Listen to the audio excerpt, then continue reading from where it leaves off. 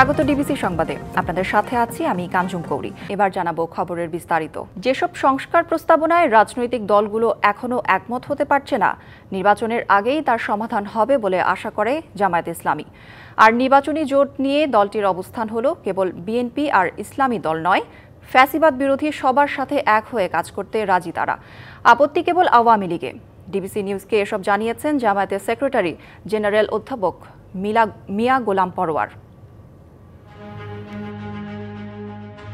৫ই আগস্ট অভ্যুত্থানের পর যতই সময় গড়াচ্ছে ততই দ্রুত নির্বাচনের দাবি উঠছে রাজনৈতিক দলগুলোর মধ্য থেকে। জামায়াত ইসলামী চাচ্ছে প্রয়োজনীয় সংস্কার ও হত্যাকারীদের দৃশ্যমান বিচারের পর নির্বাচন, আর দ্রুত নির্বাচন চায় বিএনপি ও অন্যান্য দলগুলো।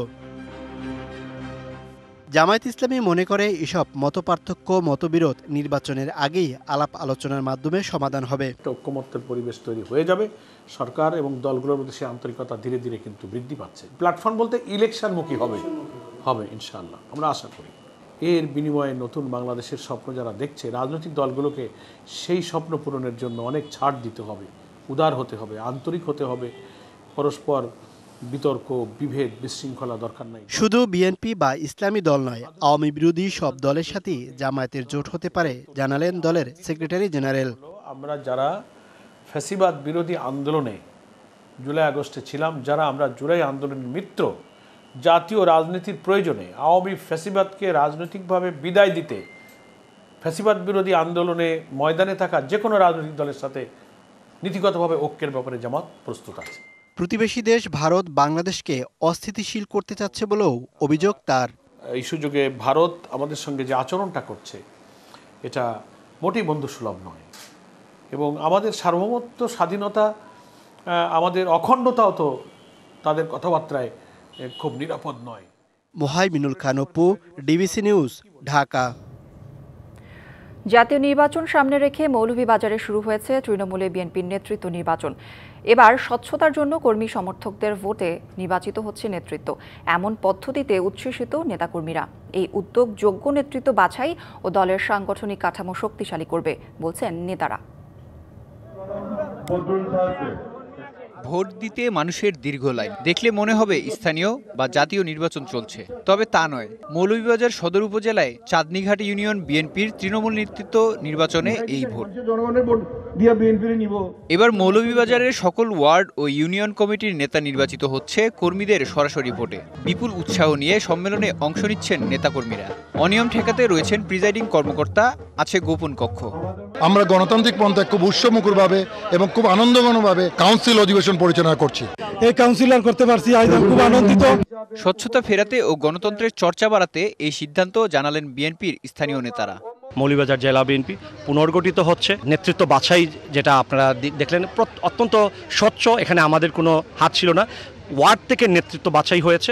আজকে ওয়ার্ডের নেতৃবৃন্দ থেকে ইউনিয়ন নেতৃবৃন্দ বাছাই হলো। এই প্রথম গণতান্ত্রিকভাবে যারা সক্রিয় নেতাকর্মী, তাদের মাধ্যমে তাদের নেতা তারা নির্বাচিত করবেন। এই প্রক্রিয়াটি মানুষের মধ্যে একটি সাড়া জেগেছে। এই সারা জেলায় এরকম একটি সাড়া জেগেছে এবং এটা অব্যাহত থাকবে। তৃণমূল কর্মীদের মতামত প্রাধান্য দিলে সাংগঠনিক কাঠামো শক্তিশালী হবে, প্রত্যাশা কেন্দ্রীয় নেতৃবৃন্দের। এখানে 250 কাউন্সিলর ব্যালট ভোট দিবে সভাপতি নির্বাচন করার জন্য। স্বতঃস্ফূর্তভাবে ভোটাভুটি চলছে।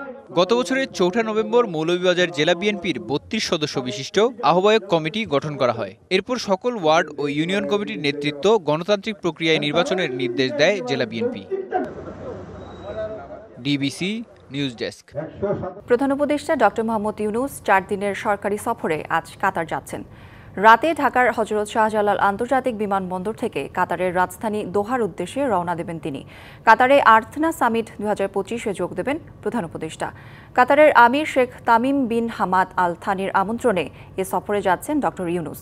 সামিটে অংশ নেওয়ার পাশাপাশি কাতারের আমিরের সঙ্গে তার বৈঠক হতে পারে। বাংলাদেশের 4 জন জাতীয় নারী ক্রীড়াবিদ প্রধান উপদেষ্টার সফর সঙ্গী হিসেবে কাতারে যাচ্ছেন। সরকারি সুবিধাপ্রাপ্ত গোষ্ঠীর কর ফাঁকি রোধে ভাঙা হচ্ছে রাজস্ব বোর্ডকে। আলাদা 2টি বিভাগ থাকলে কর সংক্রান্ত সিদ্ধান্ত নেওয়া যাবে অল্প সময়ে। গতিশীল হবে রাজস্ব বোর্ডের কাজ, বাড়বে আহরণ। গবেষকরা বলছেন রাজস্ব বোর্ড ভাঙার চিন্তা অনেক দিনের হলেও আইএমএফ এর ঋণের শর্ত পূরণ করতেই এই পদক্ষেপ। রাজস্ব আদায় কম হওয়ার পেছনে কাজ করছে নীতিগত সিদ্ধান্তের জটিলতা। একক বিভাগের কাছে থাকায় সঠিক সিদ্ধান্ত নেওয়া অনেকটাই কষ্টসাধ্য হয়ে দাঁড়ায়। ফলে আলাদা বিভাগ থাকলে কর নীতি সংক্রান্ত বিষয়ে দ্রুতই সিদ্ধান্ত নেওয়া যাবে বলে মনে করেন গবেষকরা। রাজস্ব আদায় সংক্রান্ত বিষয়গুলো অনেক সময় নীতিগত সিদ্ধান্তের জটিলতা, নীতি সিদ্ধান্তগুলোর ভিতরে ইনকনসিস্টেন্সি, আদায় সংক্রান্ত সময়কালে বিভিন্ন রকমের উদ্ভূত জটিলতার কারণে নীতি পরিবর্তনের প্রয়োজন, এরকম বিভিন্ন কিছুর সাথে সম্পর্কিত। সুতরাং এই বিষয়গুলো একটি একক ইউনিটের কাছে থাকলে যেটি হয় যে এগুলোর সুনির্দিষ্টভাবে এই জিনিসগুলো আলাদাভাবে সুস্থ মাথায় শান্ত মাথায় এগুলোর ব্যাপারে সিদ্ধান্ত নেওয়াটি অনেক সময় কষ্টকর হয় এবং অনেক সময় যেটা হয় কনফ্লিক্ট অফ ইন্টারেস্টের কারণে এই সিদ্ধান্তগুলো নেওয়া যায় না। মানতে হবে নীতি ও বাস্তবায়নের ফারাক। দুই বিভাগের মধ্যে কাজের বন্টন হতে হবে ভারসাম্যের ভিত্তিতে, মত দেন সাবেক এই রাজস্ব কর্মকর্তা। নীতির কাজ কিন্তু অনেক কম, বাস্তবায়নের কাজ অনেক বেশি।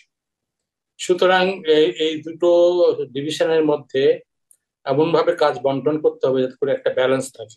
নীতি এবং বাস্তবায়ন এই দুটার মধ্যে কিন্তু সার্বক্ষণিক একটা সমন্বয় প্রয়োজন, কারণ একজনের ইনপুট আরেকজন ব্যবহার করতে হবে।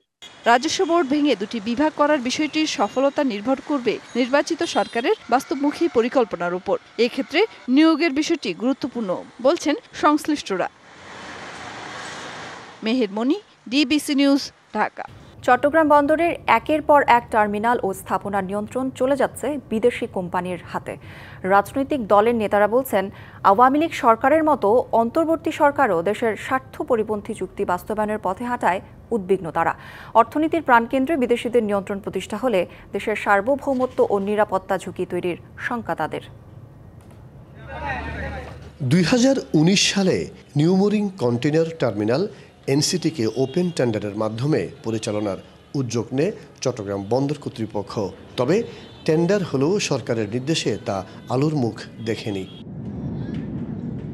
এরপর টেন্ডার ছাড়া পছন্দের প্রতিষ্ঠানকে কাজ পাইয়ে দিতে পাবলিক প্রাইভেট পার্টনারশিপ নামে পদ্ধতি চালু করে তৎকালীন সরকার।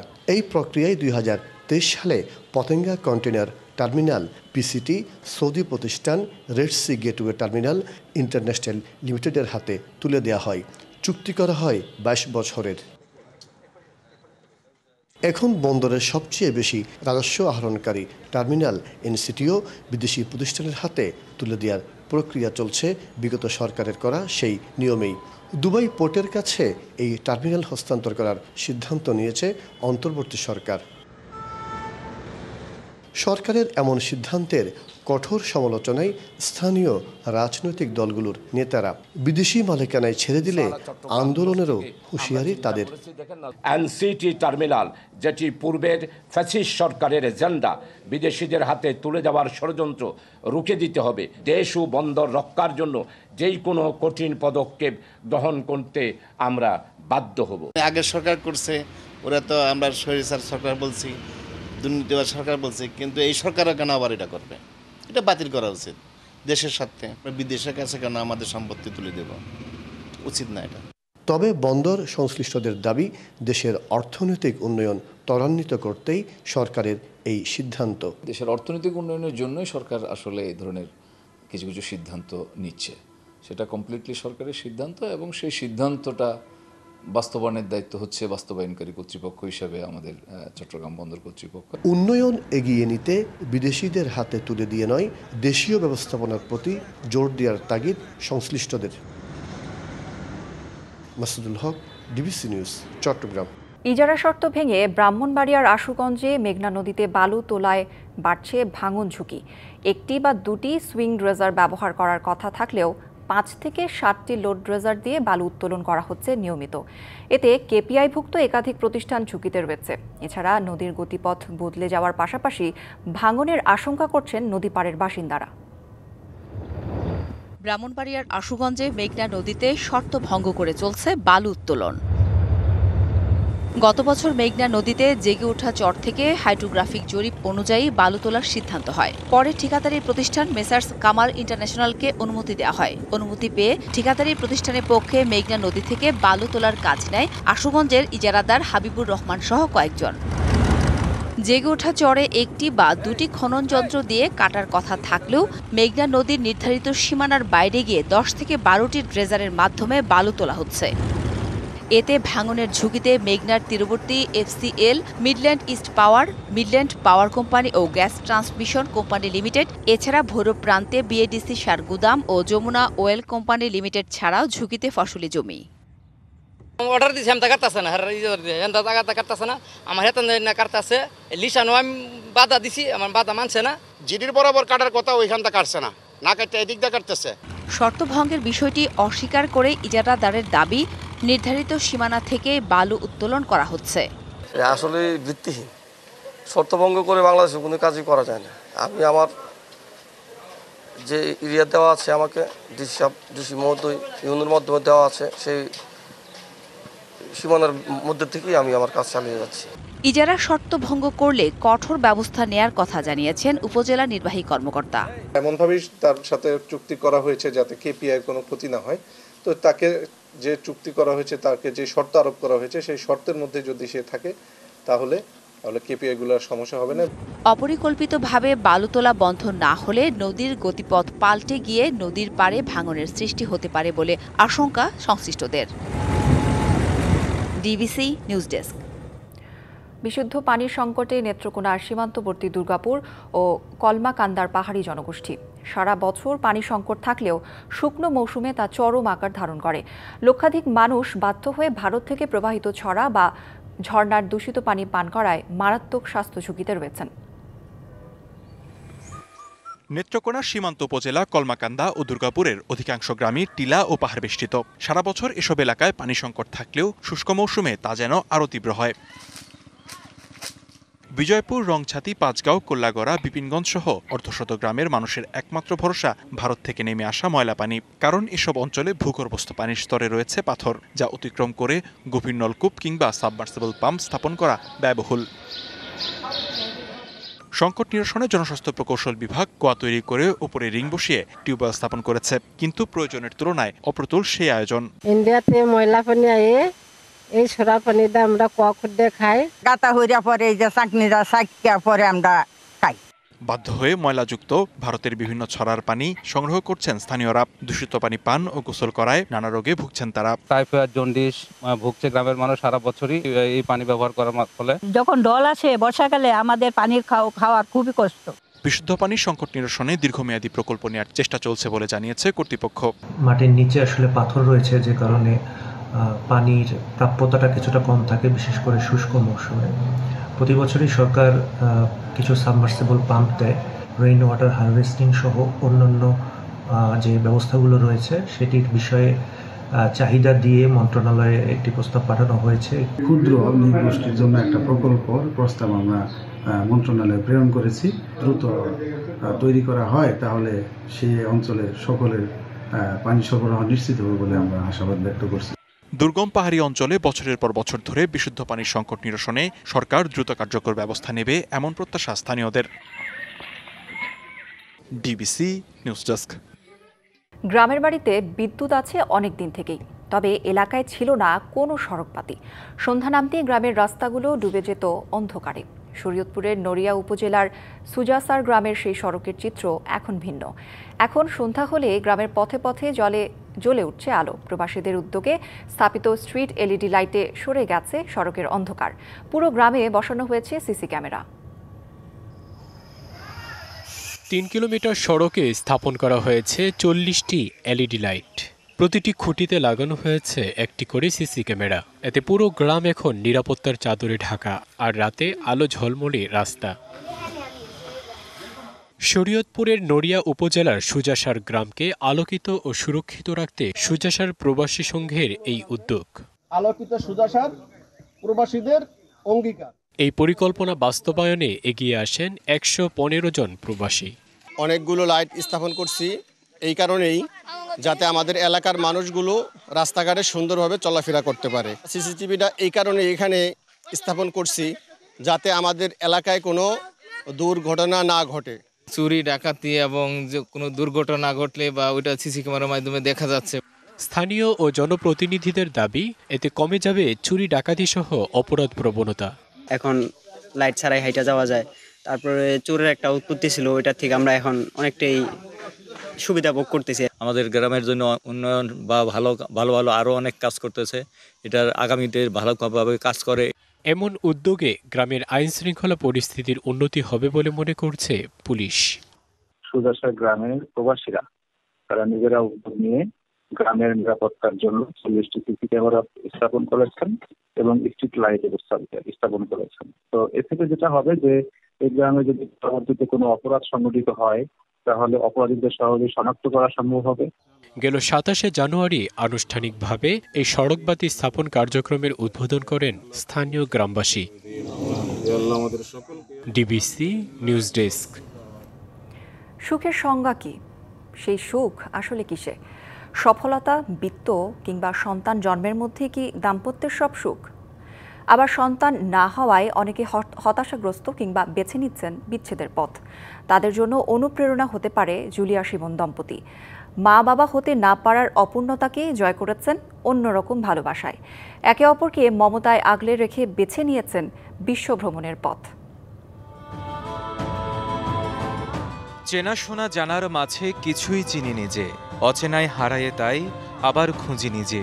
সলিল চৌধুরীর গানের কথার মতোই অচেনাকে চেনা ও জানার অনুসন্ধিৎসু দম্পতি বাংলাদেশি জুলিয়া পারভিন ও শহীদুল আলম শিমন ঘুরে বেড়ান দেশ থেকে দেশে, আরোহণ করেন পাহাড় পর্বতে।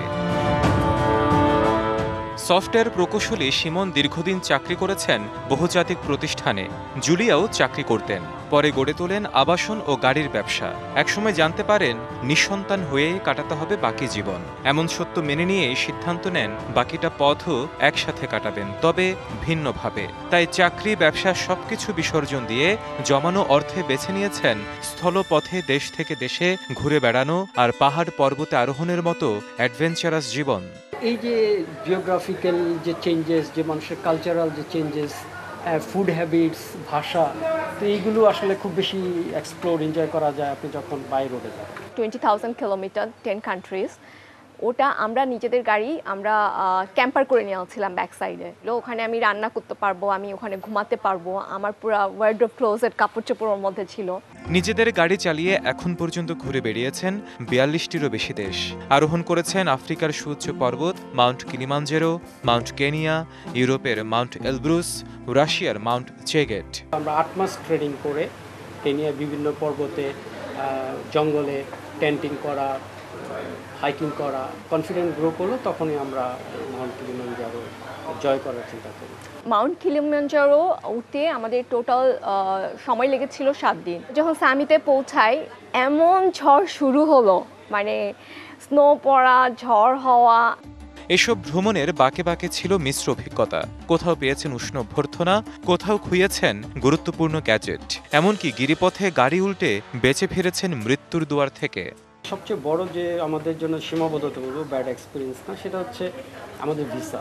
বাংলাদেশিদের যে ভিসার ক্ষেত্রে অনেক ক্ষেত্রে দেখা গেছে যে আমাদের এক্সপিডিশন শর্ট করে চলে আসতে হচ্ছে। মোম্বাসা শহর থেকে 20 কিলোমিটার দূরে আমাদের গাড়িটা স্লো পাংচার হয়ে ওটা পরে ওখানে রোল করে, গাড়ি পুরা গ্লাস পুরা ভেঙে যায়, গাড়ির মধ্যে যা জিনিস ছিল সব বের হয়ে চলে আসে।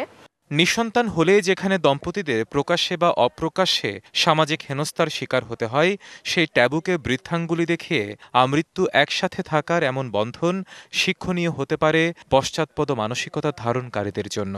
একটা গাছ লাগান, বড় হওয়ার পরে দেখা গেল গাছটা ফল দিতে পারছে না, তখন কি আপনি গাছটাকে কেটে ফেলবেন জাস্ট বিকজ সে ফল দিতে পারছে না? তো আমাদের ক্ষেত্রে সেই জিনিসটা এরকম। প্রত্যেকটা মানুষের জার্নি হয়তো ডিফারেন্ট, কিন্তু আমাদেরকে এটা বুঝতে হবে যে সব কিছু আসলে আমাদের হাতে থাকে না, যেটা আমাদের হাতে থাকে না সেটা নিয়ে আফসোস করে কিছু নাই। Himadri Raha, DBC News, Dhaka. President Donald ট্রাম্পের নতুন অভিবাসন নীতির অধীনে গেল রবিবার পর্যন্ত 31 বাংলাদেশি নাগরিককে ফেরত পাঠিয়েছে যুক্তরাষ্ট্র। ফেরত আসা বাংলাদেশিদের মধ্যে 30 পুরুষ ও 1 নারী। জানা গেছে, ফেরত পাঠানো ব্যক্তিরা অভিবাসন সংক্রান্ত মামলায় হেরে যাওয়ার পরও যুক্তরাষ্ট্রে অবস্থান করছিলেন এবং বিভিন্ন মামলায় সাজা হয়েছে তাদের। ঢাকায় যাদের পাঠানো হয়েছে তাদের মধ্যে 3 জনকে এসকর্ট বা বিশেষ নিরাপত্তা সহ পৌঁছে দিয়ে গেছেন যুক্তরাষ্ট্রের বিশেষ নিরাপত্তা বিভাগের কর্মীরা। বাকি বাংলাদেশিদের সাধারণ যাত্রীর মতো পাঠানো হয়েছে।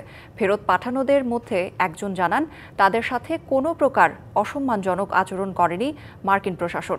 গেল 20 জানুয়ারি ডোনাল্ড ট্রাম্প শপথ গ্রহণের পর 29 জানুয়ারি নির্বাহী আদেশে যুক্তরাষ্ট্রে অবৈধভাবে অবস্থানকারীদের নিজ দেশে ফেরত পাঠানোর কাজ শুরু হয়।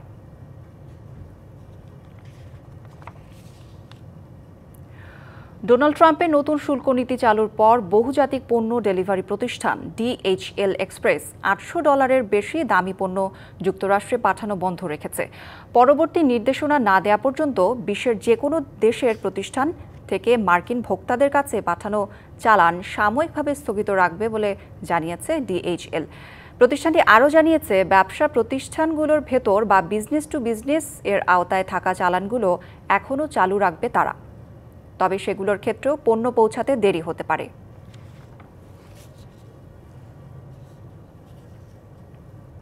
লালমনিরহাটে দুদকের গণশুনানি অনুষ্ঠানে বক্তব্য দিচ্ছেন দুর্নীতি দমন কমিশনের চেয়ারম্যান ডক্টর আব্দুল মোমেন। সরাসরি চলে যাচ্ছি সেখানে।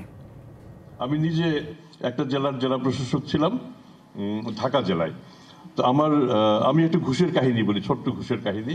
তো আমাদের বাসার যে জমিটার একটা রেকর্ড বের করতে হবে। রেকর্ডটা বের করার জন্য আমার ছোট বোন ঢাকার ডিসি অফিসে গেল, গিয়ে বের করার খুব চেষ্টা করলো। আমি তখন ডিসি হইনি, আমি তখন অন্য কাজে। তো এটা করতে মোটামুটিভাবে তার 2-1 দিন তো ব্যাক পেতে হলোই। তারপর সিদ্ধান্ত হলো যে 300 টাকা যদি ঘুষ দেয়, তখন রেট অনেক কম ছিল, পরবর্তী সময় রেট বেড়ে যায়, 300 টাকা ঘুষ দিলে পরে রেকর্ডটা পাওয়া যাবে আর কি। তারপরে সে 300 টাকা দিল। 300 টাকা দেওয়ার পরে একটা 4 জনের স্বাক্ষর করা, শেষ স্বাক্ষর হচ্ছে রেকর্ড রুম কর্মকর্তা, একটা কাগজ পেয়ে গেল আর কি। তারপরে অনেকদিন পরে আমি যখন ঢাকার ডিসি হই, তখন আমার বোন আমাকে কাগজটা দিয়ে, ভাইজান এটা হচ্ছে আমাদের বাড়ির রেকর্ড, আমি ঢাকার ডিসি অফিস থেকে 300 টাকা দিয়ে আনছিলাম, এটা একটু পরীক্ষা করে দেখবা সব ঠিকঠাক আছে কিনা। তো আমি তো ডিসি হওয়ার পরে আমার সহকর্মীরা, ডিসিকে তো একটু গুরুত্ব এমনিই দেয়, তা নিজের সহকর্মী, তাই বললাম ভাই এটা একটু দেখে দাও তো এই কাগজটা ঠিক কিনা। আমার বোন এখান থেকে 300 টাকা দিয়ে এটা করিয়ে নিয়ে গেছে। তো তখন আমার সহকর্মীরা সবাই ডিসি সাহেব কাজে এটা তো ভালো করে খেয়াল করতেই হবে। তো ওরা করলো কি, এটা ফাইলপত্র সব বড় বড় লেজার নিয়ে আসে, স্যার একদম সব ঠিক আছে, কিন্তু স্যার এই যে 4টা সই, একটাও আমাদের কারো সই না। সব তথ্য ঠিক, কিন্তু একটা সই আমাদের না। তাহলে এই সইগুলি কাদের? বাট আমাদের সইয়ের সিলটা আমাদের মনে হচ্ছে, সইটাও আমাদের সইয়ের কাছাকাছি। তার মানে আমার এখানে আমি কিছু দালাল লালন পালন করি, যারা আমাদের হয়ে এই কাজটা করে দেয়। হয়তো এটার সাথে আমাদের কিছু শেয়ার থাকলেও থাকতে পারে, আর থাকবে না এটি বা কেমন করি বলে, নতুবা রেকর্ড রুমে বাইরের লোক কিভাবে ঢুকবে? যে কাজেই আমার মনে হয় আমরা যদি এই বিষয়গুলি নিয়ে একটু ডিবিসি সংবাদে এই ছিল এখনকার মতো। ডিবিসি নিউজের সংবাদগুলো পড়তে ভিজিট করুন dbcnews.tv আর ভিজিট করুন ডিবিসি ফেসবুক পেজ এবং ইউটিউব চ্যানেল। ডিবিসির সঙ্গেই থাকুন।